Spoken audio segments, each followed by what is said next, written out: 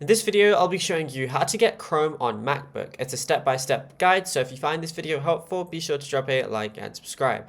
But anyways, getting into it, it's very simple to go ahead and do this, and you can literally do it on any Mac you have. I already have Chrome installed, so I'll be showing you exactly how to do it.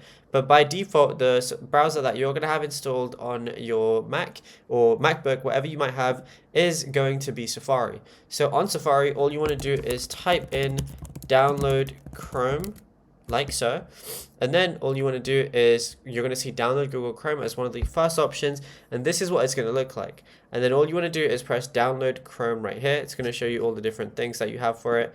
All you want to do is press that, and then it's going to be opening the installer or downloading the installer. Then you're going to see this Google Chrome.dmg file.